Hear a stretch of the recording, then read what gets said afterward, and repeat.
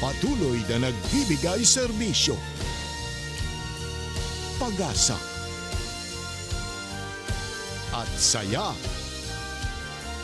GMA Regional TV. Kapuso ng bawat Pilipino.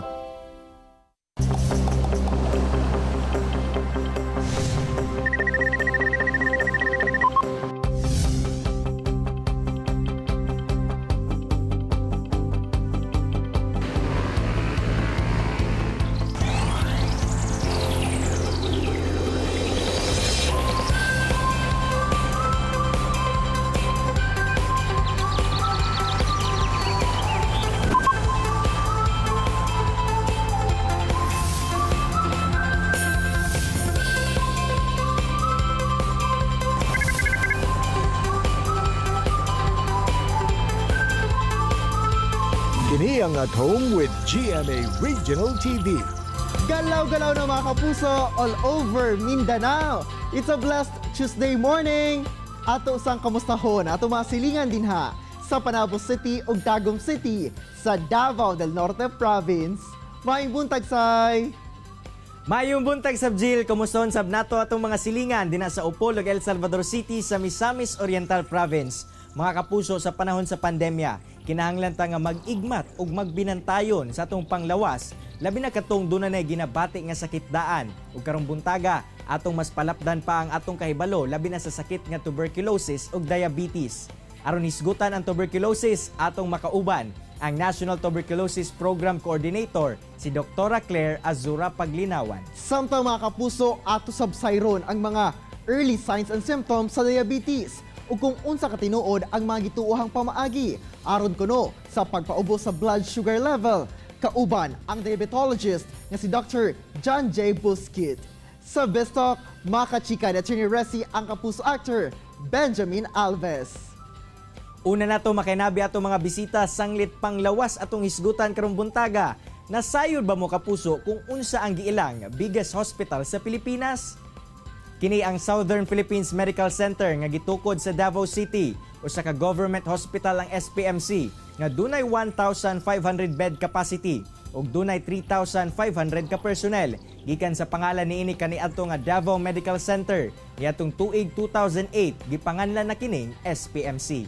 Dunay mga stand-alone specialty buildings ang maong ospital sama sa Cancer Institute, Heart Institute, Intensive Care Complex, the Institute for Women and Newborn Care, ug uban pa nga naga-cater sa mga pasyente dili lang sa Davao Region, lakip na sa tibuok Mindanao.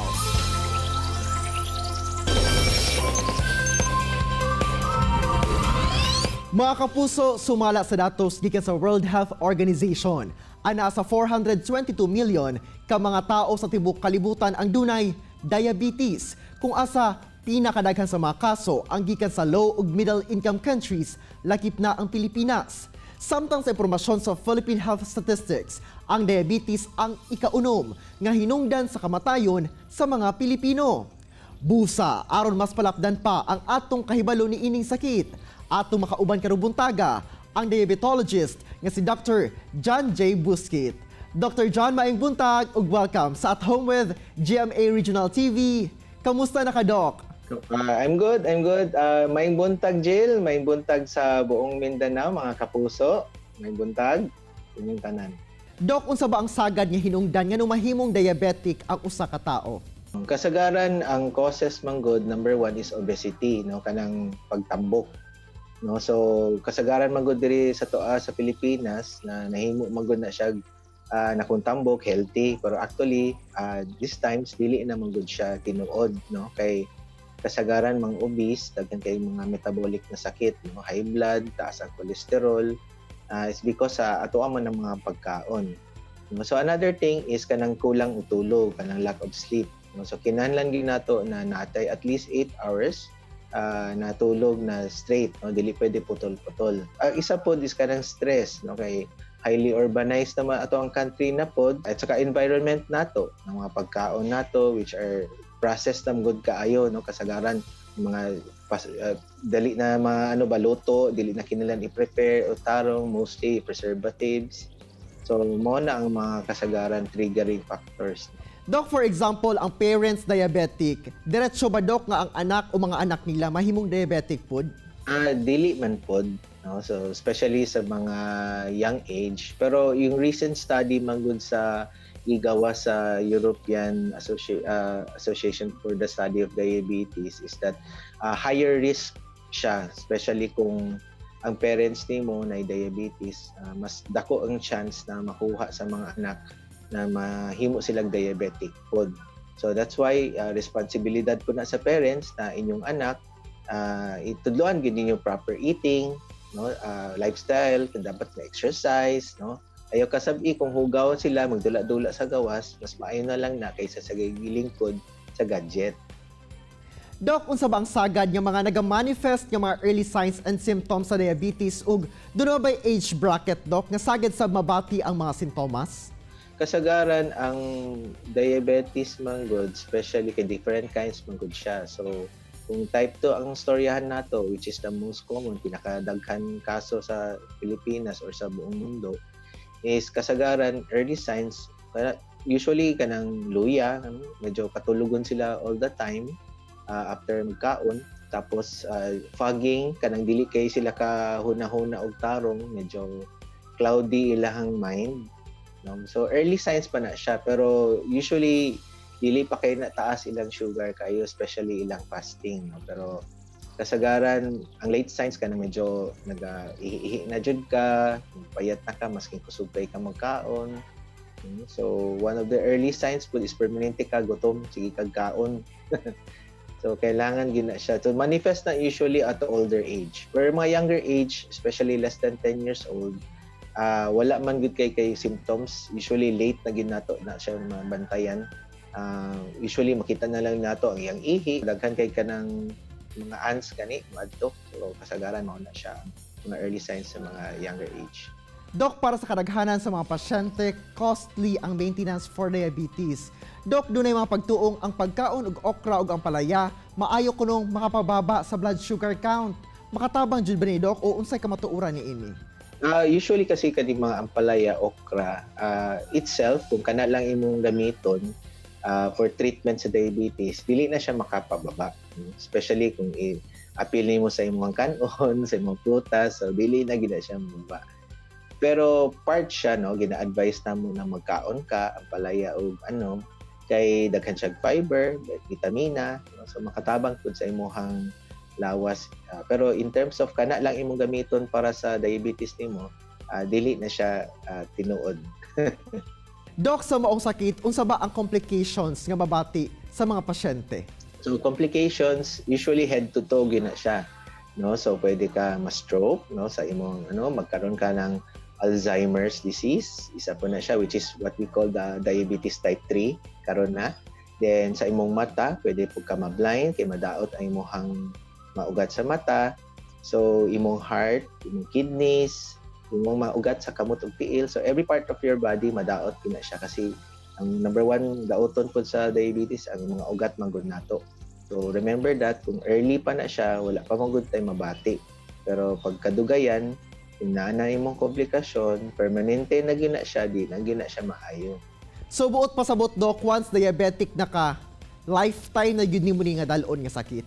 Yes, Jill, lifetime na gina siya, di na gina siya mawala gyud, no. So I advise ang mga pasyente kung naana mo, currently naman gud sila yung mga studies trying to resolve diabetes, no, especially kung early pa. Pero as of now, on experimental studies pa man gud siya, so dili pa nila kung pwede pa ma-reverse ang imong diabetes, especially kung nasa late stage ka na. Pero kung early stage, we're still hopeful na maabot gyapon panahon na ma-reverse pa nato siya. Kung namoy pangutan-on or in doubt mo, pangutan ni inyong doktor, ayaw inyong silingan. Bitaw, tama ka na Doc, no, kay sagad kun doon na tayo bation atong unang konsultahon dayon ang atong silingan. Tinood yun na, Jill. Alright, daghan king salamat Dr. John sa imong oras ug higayon nga gihatag sa At Home with GMA Regional TV aron ma-share ang mga mahinungdanong impormasyon kalabot ni ining sakit nga diabetes. Amping pirmi Doc. Amping pud mo tanan mga kapuso, and ikaw po Jill, and sa kay tantanan sa buong mundo. Chillax sa mga kapuso, mubalik pa ang At Home with GMA Regional TV. Kini ang At Home with GMA Regional TV. Best of time na mga kapuso, kauban si Attorney Resi Rizada. Resi! Daghang salamat, Arjo! Welcome to Best Talk, mga kapuso. Karong buntaga atong makauban ang kapuso actor and entrepreneur. Walay lain pa kundi si kapusong Benjamin Alves. Maayong buntag, Benjamin, and welcome sa At Home with GMA Regional TV. How are you doing? I'm doing good. Maayong buntag po sa buong Mindanao. I'm doing good. Galing lang po akong taping a few days ago po. So, naka-recover na po sa taping. Yeah. Going, of course, more than 6 months na ata tayo sa quarantine. How did you make yourself productive naman while staying at home? For one, parang may face po ako. Parang ang dami ko pong hindi napanood ng mga series. Nawili po ako manood ng mga K-drama ngayon. So yung mga Reply 1980. Actually yun yung mga usapan lagi sa taping po yung ano ba yung napanood nila Kuya Paolo, nila Yasmin na mga K-dramas. So yun. Tapos in the middle of the pandemic, naka-open po ako ng online flower shop business. Ayan. Yun na nga, parang balita namin, isa ka talaga sa mga celebrities na nag-umpisa ng online business nung pandemic. But bakit flowers? I believe you're selling Ecuadorian roses, yes, right? Ecuadorian roses. Actually now we're also offering Eastern roses to fit everyone's budget, kumbaga. We felt na meron pa rin pong need na mag-connect, lalo na po ngayon na hindi po tayo nagkikita-kita in person. You still wanna send your greetings to somebody. Ang dami pong me as well, ang dami pong birthdays at anniversaries na dumaan na hindi po natin ma-celebrate together. So yun po yung parang way na magka-connect yung mga kapuso po natin. So we wanted to be a part of them, we wanted to help with this kind of service. And just recently, of course, you mentioned a while ago na kagagaling mo lang sa taping. Sumaba ka na ngayon sa taping sa bagong series ng Kapuso Network, ang I Can See You, The Promise naman na episode. Please tell us your role on this particular episode then. Ako po si Jude Agoncillo na isang pinsan po ni Paolo Contis who's playing Frank Agoncillo. My girlfriend there is Andrea Torres playing Ivy na magiging parang parang may suspense thriller po yung tema ng show na sinasapian po ng past love, nakaluluwa ng past love ni Frank. Yung past love niya po si Yasmin, sinasapian po si Andrea. At doon po magre-revolve yung story na totoo ba na minumulto kami or meron bang ibang rason bakit sinasapian kumbaga si Andrea ng multo ni Yasmin. So, maganda po siya kasi parang ito po yung stepping stone para magsimula po lahat ng mga kapuso shows po natin na kumbaga yung mga iba po na hinto. Ngayon po gagawa po ng bagong series. It gives everyone a chance to work again. And yung nga po, sana po, I'm confident na sa mga protocols po na nilagay ng GMA na tuloy-tuloy na po tayo. Na wala na pong, tuloy-tuloy na po ito na gabi-gabi at na magkakasama na po tayo ng mga kapuso. We're excited to show you our new offering for sa GMA. So, please take care. Thank you very much, Sir Ben. Thank you. And that was kapusong Benjamin Alves. Sila mo mga kapuso, kay mo balik pa ang At Home with GMA Regional TV. Kini ang At Home with GMA Regional TV.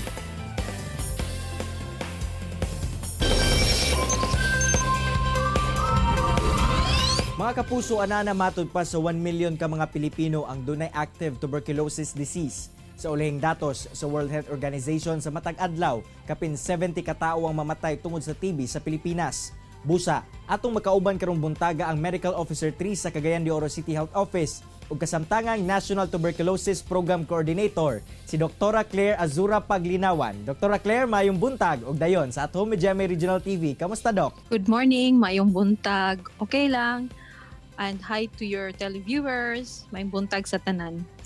Dok, unang-una, unsa ba ang kalahian sa naandan nga ubo compared sa tuberculosis?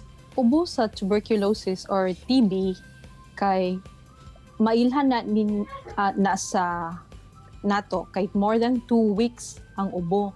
Unya, bisan og nakainom na siya og antibiotic or mga tambal, di gyud siya mawala. And aside sa ubo, gaubanan na siya uban nga simptomas such as unexplained nga fever, either low grade mobo lang nga fever, moderate grade or high grade. Ubanan po na siya og unexplained weight loss, magniwang kay walay gana mo kaon. And at the same time, ubanan po na siya og night sweats, panington ug magabi, even if bugnaw. And also, sometimes na mga pasyente nga maghemoptysis, mag-ubo og dugo, naisagol nga dugo.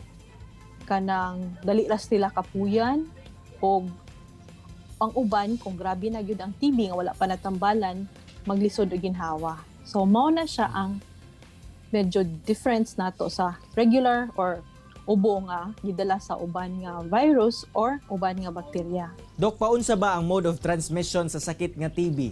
Mode of transmission sa sakit nga TB is it was commonly known as droplet nga kung muubo ka unya na kay TB, ang nearby o duol sa imo nga imong mga kauban pwede na mataktan. But recently na ila pong nadiskubrian nga ang TB or tuberculosis pwede siya nga aerosol ang iyang mode of transmission unsay pasabot ana. In layman's term, pwede siya nga airborne. So karon kay popular man ang COVID-19, pare-pareha sila og mode of transmission sa COVID-19. Unsa ba ang medical test nga ginaagihan sa mga pasyente, Dok, una makumpirma nga naa siya tuberculosis? Duha gina sila ang mag-uban. Number 1 yun ang kulihad. Sa una, ang kulihad, ang gitawag sputum sample, ipa-sputum exam. Pero lately, mga 3 to 5 years, na ni-emerge nga bago nga technology, mao na siya ang gene expert. Pero kulihad yapon na siya, pero ipaagi siya gene expert nga machine. And then, X-ray, makita po sa X-ray. Dok, unsa ba katinuod nga kung nakashare mo og eating utensils sa taong dunay TB, dunay dakong posibilidad nga makuha nimo ang sakit? That's a very good question kay daghan yun mga pasyente pod nga gapangutana sa amo ug ing ana nga na sila uban nga na sila kauban nga sa balay nga GTB nga ilang lainan yun og utensils. Pero actually katong ako na mention ganina, ako lang pod utruhon nga droplet siya or aerosol. So kinanglan nga muubo, muatching, sneeze ang pasyente nga na TB nga wala pananambal para siya makatakod. Dili siya, wala pa study nga naka-prove nga kung mag-share mo og utensils, kutsara, tinidor, baso, magtakod mo sa TB. Wala pa because kinanglan nga muagi siya sa imong respiratory system through sa ubo or imo siyang maginhawa. Mao na siya ang mode of transmission. Sulod sa panimalay, Dok, kung ang usa ka miyembro sa pamilya positibong dunay TB, unsa ang dapat himuon nga measures aron mahilayo sa transmission ang ubang miyembro sa pamilya? Ang atong kabuhaton karon sa COVID-19 actually is mao na siya ang dapat kabuhaton nga dugay ra namo kay advocate sa TB. This time, ang ilang ipa-wear og mask katong na ay TB nga sakit labi na kung bag-o lang siya nanambal. And also social distancing, frequent hand washing, gihapon, alcohol, and ikaupat pod, which is also relevant or importante even sa COVID-19 is ang ventilation sa balay or sa workplace nga dapat bitaw nga paspas ang airflow exchange, meaning kung pwede mag-open og windows, mas maayo. Karon, Dok, na bay treatment o cure sa tuberculosis ug unsa sab kadugay nga makonsider nga tuberculosis free na ang usa ka pasyente? Usually, ang TB modagan og 6 months na treatment. Pero depende pod na kay naman gud tay duha ka klase nga TB na ay drug susceptible TB, mao na siyang 6 months ang treatment. Napoy extrapulmonary TB nga dili lugar sa lungs ang TB na sa uban parte nga sa lawas like sa pwede siya sa imong bones, sa imong joints, pwede na modagan og 12 months ang treatment. Napod tay gitawag nga drug-resistant TB nga mas longer pod siya. Kay dili dutlan ang kagaw sa TB adtong first line nga drugs. During sa TB treatment nga 6 months, kay monitor na namo siya.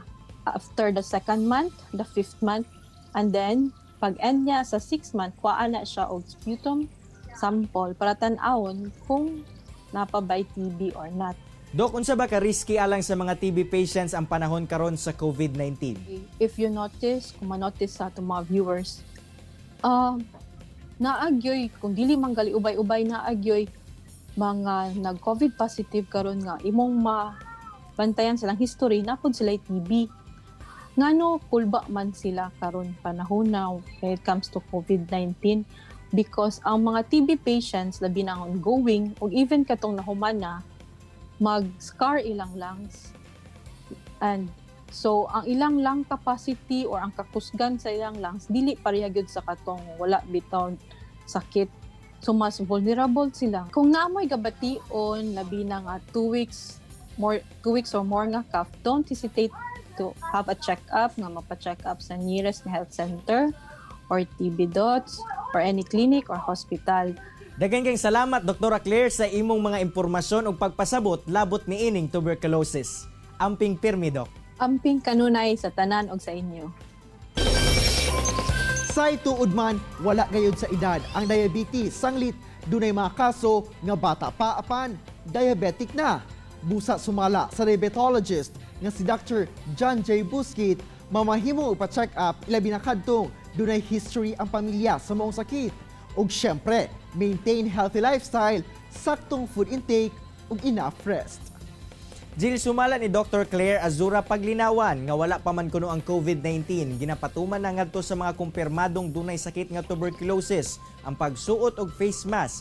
Sanglit sama sa COVID-19, ang mode of transmission niini pinaagi sa droplets. Mas maayo sab ang early detection sa maong sakit, una pa man mo grabe ang kondisyon sa pasyente.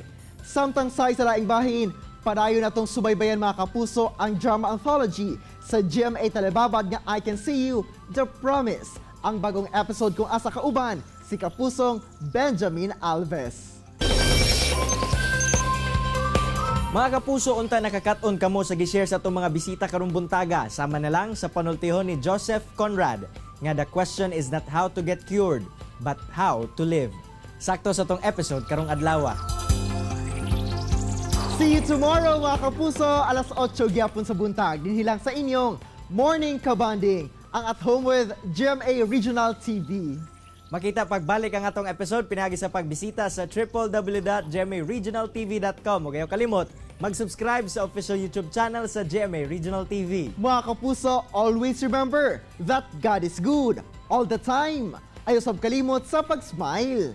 Amping! Stay safe and healthy mga kapuso. Ako si Cyril Chavez. Kinisab si Argil Relator. Buong puso para sa kapuso.